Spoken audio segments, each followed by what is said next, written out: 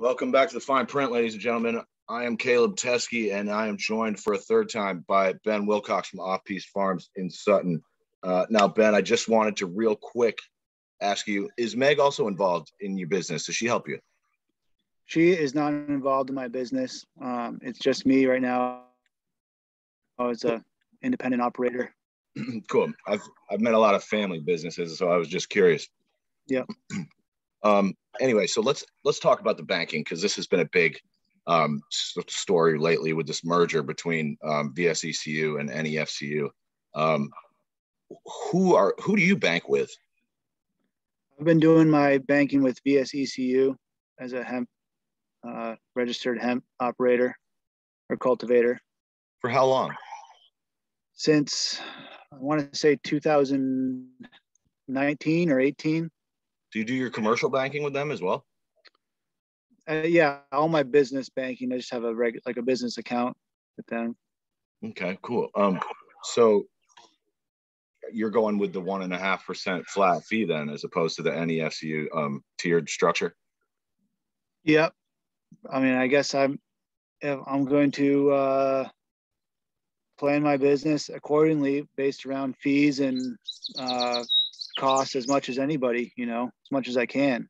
It's a tricky one to dance around with in this industry, and it's an extra challenge for sure.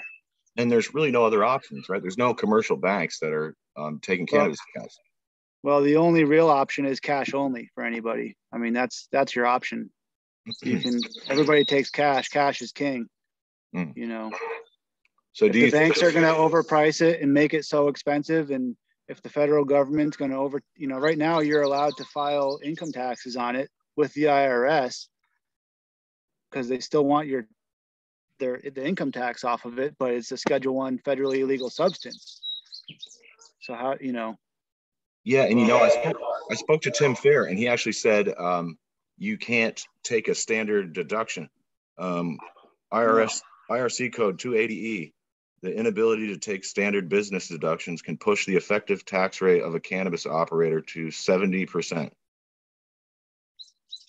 Yeah, I mean, it's you can't, I've been a self-employed carpenter and hemp grower, and even my CBD oil selling business was its own little small business, and all those things, as a business owner, you can deduct your expenses from your revenue, and then you just pay taxes on your income, but in the cannabis industry, you're not allowed to deduct expenses normally. So it just makes it so you're taxed on your revenue no matter what, So you're just taking it from both ends, kind of.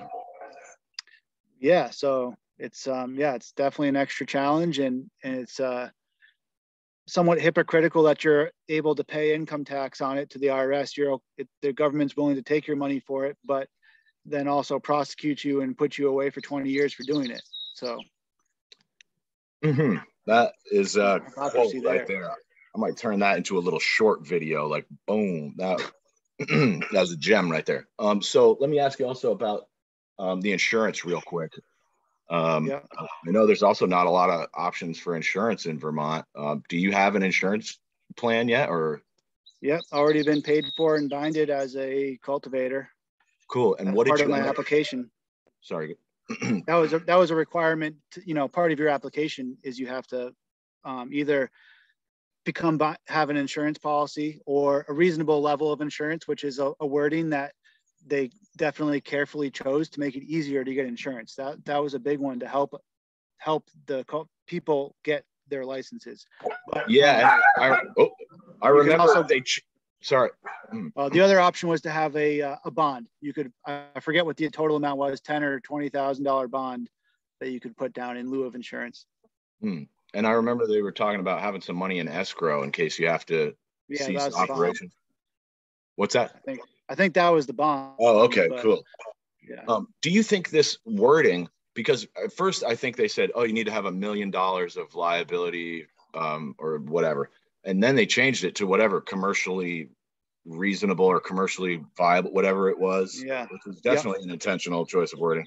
Do you think that's maybe setting up a situation where people are going to be set up to fail, sort of, because they have no idea really how much insurance their business needs.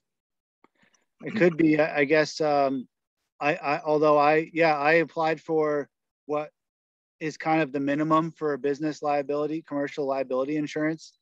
As a small grower, sole operator, I thought that would probably be a reasonable amount for an operation like mine. And then it's kind of at the board's discretion from how I understood. Once you apply, they review your application, they see what you have for insurance.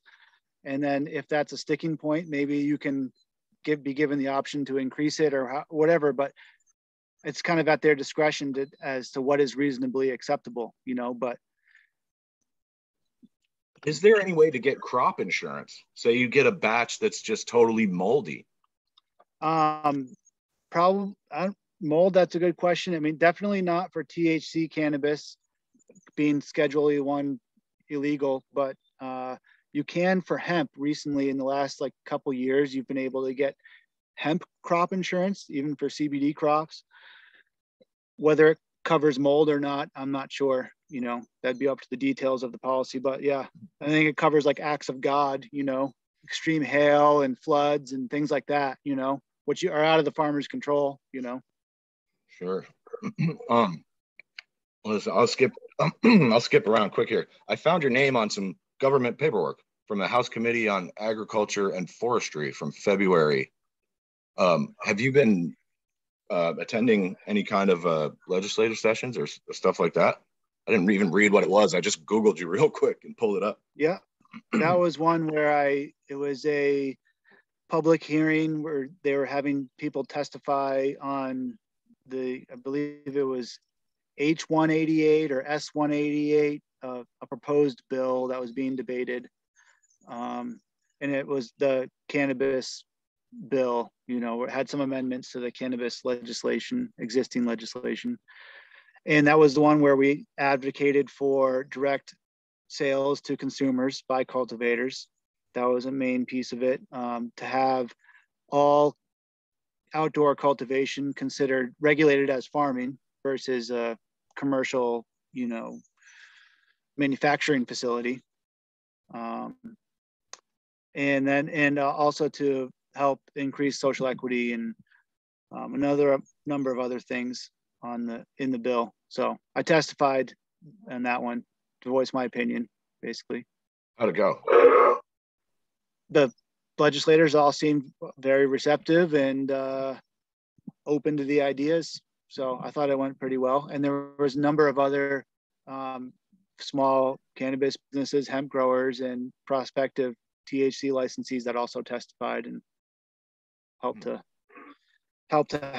push those things through. And that dude, Jeff Pizzatilla, I always pronounce his name wrong.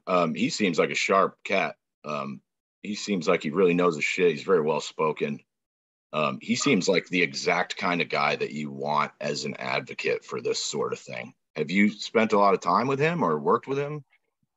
Yeah, we worked together on trying to get that bill passed. I mean, that was, I think, a major piece that the existing law was missing. And if it was kind of an amendment to that to try to bring that in. And so the THC caps were also part of that. As far as I know, those were maintained.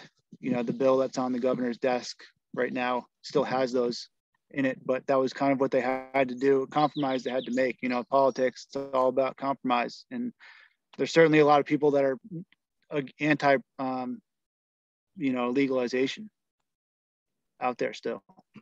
And how long did you guys work on that?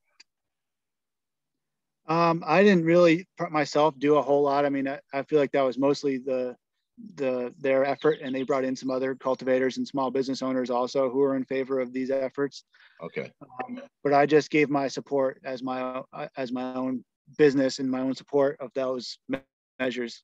So did VGA ask you to come and participate in the testimony? Yeah. Okay, cool. Yeah. And then in rural Vermont too was also part of that effort, I think, to help get that pushed through. And I see he just got the the Head Start in Burlington, they just voted that down. So none of the dispensaries in Burlington are going to be able to get the 5-month Head Start or whatever it was. That guy yeah, he's got an impressive record of getting shit done, it seems like. Mm-hmm. So yeah, I mean, I think as someone like myself out here in Sutton, I don't have time to go to Montpelier and advocate for these things myself. So that's kind of where it's nice to, he's done a lot of work, and I help where I can. You know, I'm not getting paid to do that. I'm just volunteering to help advocate for those things also. Well, it's unfortunate because guys like you out there in the woods who aren't close to Montpelier, who don't have the time, you guys are the ones who probably need the advocacy. You know, it's like you're the ones who need to be at these meetings advocating for this. And it's like kind of you can't make it. It's like, we need to be tough. Don't have time, you know, it's like, can't get there. Yeah. So it's probably nice to have a guy like that floating around. A couple more here real quick, and then we'll get out of here. Is there anybody else around Vermont that you got your eyes on as someone who could be like a big, you know, real good growers? Anyone that you know from the headies, or I don't know how often you come out to events, but who are some of you guys that you like out here? Well, those Vermont Select guys always seem to show up and produce pretty well. They're definitely some good growers. Nick from Forbin's Finest was a really good grower. Sherpa Seeds, really good grower. And then there's just a few other local growers around here too that I've met that don't go to events but are equally as good. Are they getting the license? Probably not. Okay. But there's, you know, the state is full of really good growers. There's no question about that. It's no mistake that Vermont has a good reputation as producing high quality produce and products. You know? Sir. I mean, it's part of, I think, why, because versus California, like we talked about earlier, we are a lot smaller operations.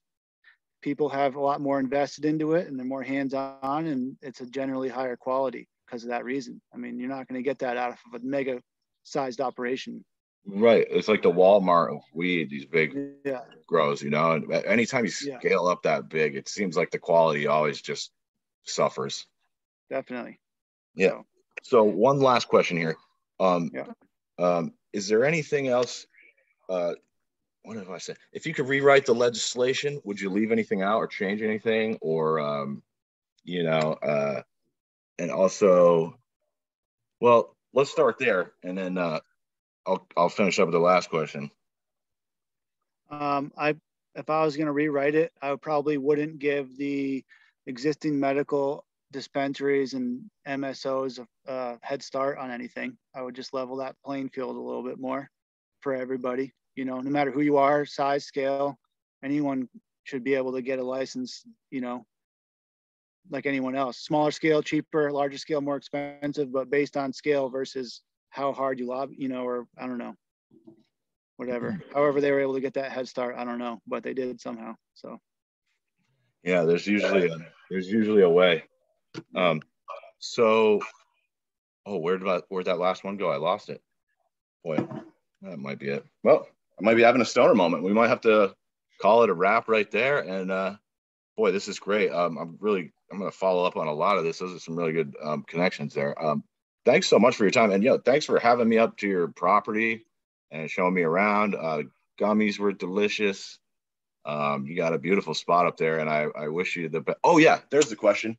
Do you have any questions for James Pepper or any of the control board members? Because I'm going to interview them very soon. I guess my only questions would be, and I do understand, I think, where they're coming from. I don't want to like ask a question I already know the answer to, but it's just when we could realistically become licensed. And maybe that's a tough one to answer, but I do get it. They've got a lot going on, and they've got a lot of people to answer to, and irons in the fire and things to make sure it happen correctly and legally. And it's a tough job. Yeah. But as a small little outdoor grower, I'm just hoping I can get something going this summer, you know? Cool. Well, I'm sure a lot of people want to know the answer to that one. Yep. All right, Ben. Well, this has been lovely, and hopefully we can follow up on this again sometime down the road.